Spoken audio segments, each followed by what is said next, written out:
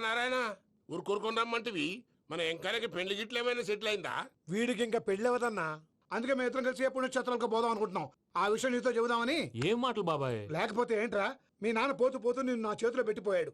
ఇప్పుడు ఆ బాధ్యత పెద్ద బరువు అయిపోయింది. అరే ఇప్పుడు ఏమైందని ఎంకన్నను బంగారం లెక్క పెంచితివి. పెంచితే సరిపోతుందా?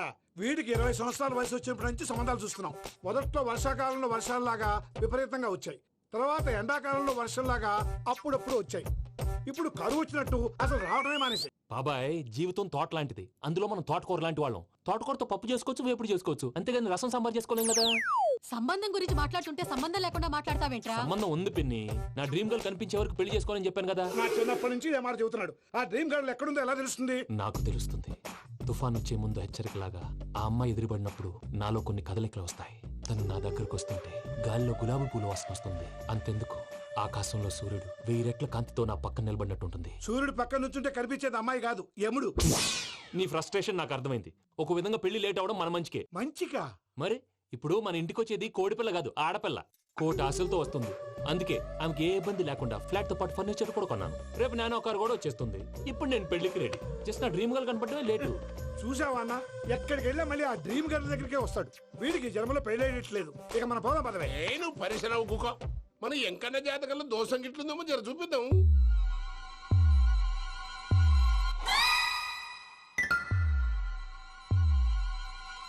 ఏంద్రా పంతులు, గంట సంధి అద్దం పెట్టి ఓ చూస్తాంటివి. చూడటం లేదు మల్లేష్, వెతుకుతున్నాను. బాబు చెప్పిన డేట్ ఆఫ్ బర్త్ కి జాతకానికి ఎక్కడ మ్యాచ్ కావట్లేదు. అర్థమైంది. డేట్ ఆఫ్ బర్త్ ఏం చెప్పావురా? December 13th. ఏ సంవత్సరం? ప్రతి సంవత్సరం. ఎదవ తెలివితే అట్లు చూపించకండి. ఎందుకండి తక్రారు? 1985 అని ఇక్కడ మెన్షన్ చేశారు. బాబు ఏంటి అలా కొట్టుకుంటున్నాడు? అబద్ధం చెప్పినప్పుడల్లా అలా కొట్టుకుంటాడండి. నిజం చెప్తే నేను ఎవరైనా కొడతారా? Why are you wasting my time? అసలు విషయం నేను చెప్తాను పంతులు గారు. మీరు ఆగండి, నేను చెప్తాను. ఏంటి అప్పుడు పుట్టావా? అప్పుడు పుట్టకూడదండి. ఎప్పుడైనా పుట్టొచ్చు. ఈ డేట్ అయినా కరెక్టేనా? నేను అబద్ధం ఎప్పుడు ఒకసారి చెప్తాను. ఓహో, అదొకటి ఉందన్నమాట. ఇప్పుడు సెట్ అయింది. అయితే నా డ్రీమ్ గర్ల్ తో మ్యాచ్ సెట్ అయిపోద్దా?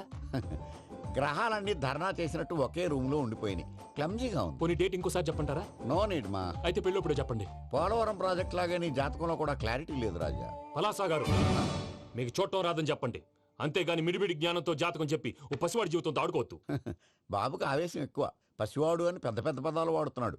నన్నే శంకిస్తున్నాడు మల్లేష్. ఏలే, జర పరిశ్రమలో ఉండి అట్లా మాట్లాడతాండు. నువ్వే మంచి మనసు చేసుకుని ఇష్టం ఎందుకు చెప్పరాదు? దాన్నే ఉందిలేరా మళ్ళీ. బాబుకు త్వరలో విదేశీయానం ఉంది. ఇది కరెక్ట్ గా చెప్పారు. నీకు దైవభక్తి కూడా ఎక్కువ. ఇది కరెక్టే. ఇవన్నీ ఎంత కరెక్టో నీ పెళ్లిలో ఉన్న సస్పెన్స్ కూడా అంతే కరెక్ట్. మరి సస్పెన్స్ క్లియర్ అవడానికి ఏం చేయాలి? ఈ టైప్ సిచ్యువేషన్స్ లోనే నేను గవ్వలు నేను నమ్ముకున్నాను. మిమ్మల్ని నమ్ముకున్నాను. ఈ గవ్వలు నేను బాగా కలిపి వేస్తాను. అన్ని బోర్లా పడితే నీ పెళ్లి అవుతుంది. ఆహా. తిరగబడితే నీ పెళ్లి అవదు. సగం అటు సగం ఇటు పడితే ఎటు కాకుండా పోతాం. ఏంట్రా మళ్ళీ ఇది? దేనికైనా లిమిట్ ఉంటుంది కదా. నువ్వు వెయ్యరాదు పంతులు. నోటుకొచ్చి వేస్తానమ్మా.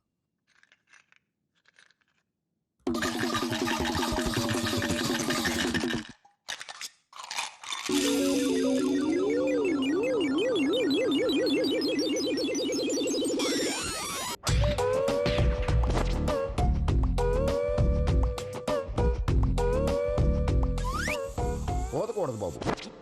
జాతకం మనం రాయకూడదు, ఉన్నది చదువుకోవాలి. దీని అర్థం ఏంటి పంతులు గారు? మీవాడు కూడా ఈ గవ్వలాగే ఒంటరిగా మిగిలిపోవచ్చు. అలాంటి మాటలు అనొద్దు పంతులు గారు. ఇంకోసారి ట్రై చేయండి. తప్పు బాబు. సృష్టికి విరుద్ధంగా ఏ పని చేయకూడదు. అది కాదు, ఇంతకు మీరు సరిగా కలపలేదు. ఏం పెద్దమ్మా? పిల్లగాడు చెప్తున్నాడు కదా, ఇంకో పాలంటే ఏ రాదయ్యా? ఆవేశపడకండమ్మా, అలాగే వేద్దాం. ఏముంది ఇందులో? ఒకసారి కాపాడుతు లేస్తున్నాడు.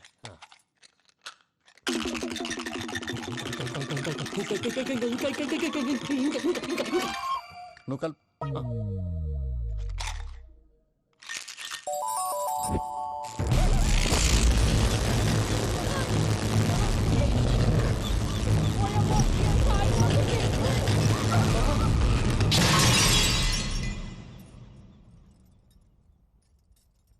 చూసావా, ప్రకృతి విరుద్ధమైన పనులు చేస్తే ఎలాంటి ఫలితాలు వస్తాయో. దానికి దీనికి సంబంధం ఏంటండి? నిజానికి జాతకం వల్ల లైట్లు పేలకూడదు. ఇల్లు పేలిపోవాలా? పంతులు గారు ఇప్పుడు ఏం చేద్దాం? ఒక్క ఫోటో తీసుకుందాం. నువ్వు కూర్చోమ్మా, గవ్వ కాంబినేషన్ కావాలి. ఎందుకండి? గవ్వ నిలబడడం ఎవరైనా చూసావా? పాలపంత వచ్చినప్పుడు వింత అనుకున్నాం. ఇది అంతకంటే పెద్ద వింత. Photo gent face. ఇంక నువ్వు లేవచ్చు రమణ. త్వరలోనే ప్రపంచం అంతమైపోతుందని టీవీ 9లో చెప్తే నమ్మలేదు. ఈ పరిణామాలన్నీ చూస్తుంటే నమ్మాల్సి వస్తుంది వెంకటరమణ. ఈ జాతకుడికి పెళ్ళంటూ జరిగితే ఒక నెలలో జరిగిపోవాలి, లేకపోతే జీవితంలో పెళ్లి యోగం లేదు. ఇంకోటి ఉందమ్మా, త్వరలో నీకు రాహుగ్రహ ప్రభావితుడైన ఒక కేతువుగాడు పరిచయం అవుతాడు. దాంతో నీ జీవితంలో పెనుమార్పు సంభవిస్తుంది.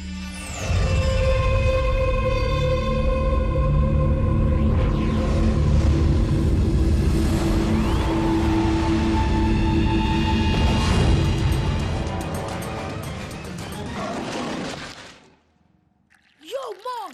నేను కొత్త మ్యాజిక్ ట్రిక్ నేర్చుకున్నాను. ఏంట్రా అది? First give me one egg. Yeah, drop it here. Now what? Magic, abracadabra, abracadabra. రెండు వచ్చినాయిరా. భలే ఉందిరా. మీ పప్ప కూడా చూపించరా, ఎంజాయ్ చేస్తారు. Oh, mom! ఆర్ట్ పెళ్లి తెలియని వాళ్ళకి చూపించినా కూడా వేస్టే. ఏమండి, పొద్దున్నే అంత సీరియస్ గా టీవీ చూస్తున్నారేంటండి? కాఫీ తీసుకోండి. ఏమండి, కాఫీ తీసుకోండి. అరే, ఏమండి? ఏమండి?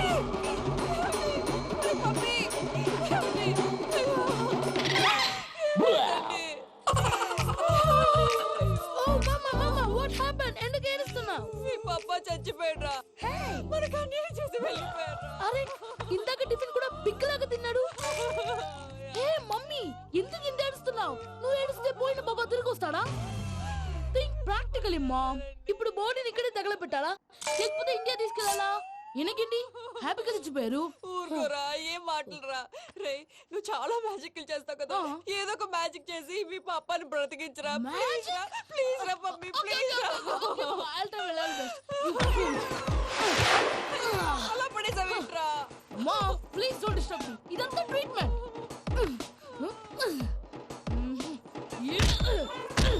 గట్టిగా కొట్టకురా, చచ్చిపోతారు. ఆల్రెడీ చచ్చిపోయాడు. ఇలా కొడితే బతికే ఛాన్స్ ఉంది. అవునా? Call pumping treatment. అయితే కొట్టు.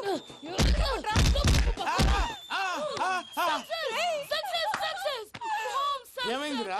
మీరు చచ్చిపోయారండి. వెంటనే పమ్మిగాడు పట్టు వదులుకుండా మీ గుండెల మీద గుద్ది మీకు ఊపిరి పోసాడు. ఇంకా చెప్పు తెలిసిన పోసేవాడు. వెంటనే ఈ విషయం పెద్ద నేను ఎవరైనా పెద్ద మనిషి ఆయనంటే 10 మందికి చెప్పడానికి. నువ్వేంట్రా, నేను చచ్చిపోయానని అమ్మ వెక్కి వెక్కి ఏడుస్తుంటే నువ్వు సైలెంట్ గా ఉన్నావేంటి? నేను ఏడ్చాను ఎంతో పాపా. అబద్ధాలు చెప్పక నేను చూడలేదనుకున్నావా? చచ్చిపోయారు కదా, మీరెలా చూసారు? చచ్చిపోతే ఆత్మ స్ట్రైట్ గా పైకి వెళ్ళిపోద్దా? ఎవరు ఏడుస్తున్నారో లేదో చెకప్ చేసుకుని మరి వెళ్ళిపోద్ది. అవును, పూజ లేచిందా? లేపమంటారా? పూజ అని లేకపోద్ది. తండ్రి లేని పిల్ల కాసేపు పడుకొని. అన్నట్టు రేపు ఇండియా నుంచి కళాకారులు వస్తున్నారు ప్రోగ్రామ్ ఇవ్వడానికి. మనం కూడా వాళ్ళతో పాటు బయలుదేరాలి. నేను చెప్పారు కదండి. మరి ఇక్కడ నిల్చున్నావంటే వెళ్ళి సమర్థతల్లో. పాపా, నేను ఇందాక ఏడవలేదని ఫీల్ అయ్యావు కదూ. ఈసారి చచ్చిపో, తప్పకుండా ఏడుస్తా.